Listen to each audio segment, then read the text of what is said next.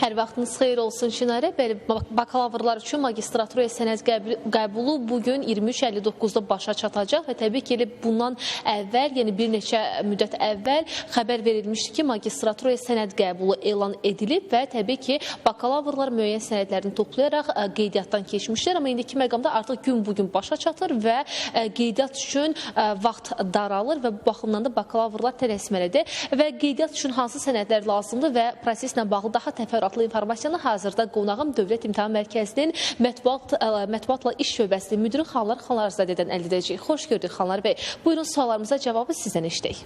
Çox sağ olun. Dövlət İmtahan Mərkəzi tərəfindən magistraturaya qəbul imtahanlarında iştirak eləmək üçün bilirsiniz ki, yanvar ayının 14-də qeydiyyat prosesinə start verilmişdi və bugün axşam saat 12-də proses dayandırılacaqdır. Elektron formada aparılır. Dövlət İmtahan Mərkəzinin saytı vasitəsilə bakalavrlar elektron ərizəni doldurub təsdiq eləyirlər.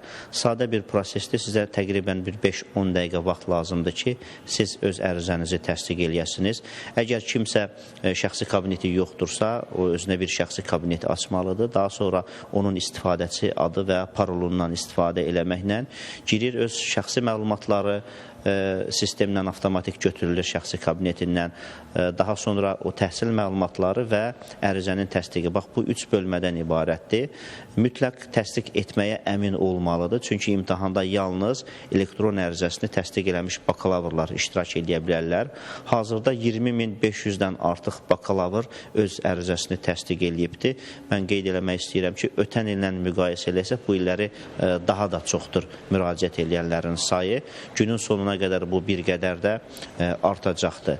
İmtahan fevral ayının 15-də keçiriləcəkdir. Bax, indi qeydiyyatdan keçmək lazımdır ki, birinci cəhd imtahanında onların iştirakı təmin olunsun.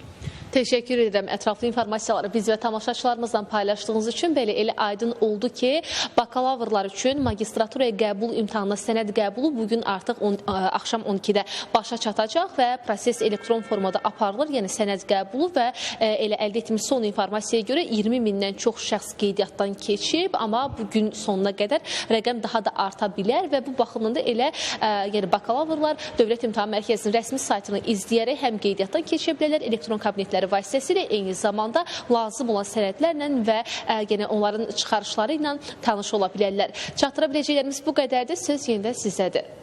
Təşəkkürümü bildirirəm Rəqsanə məlumatları çatdırdığına görə.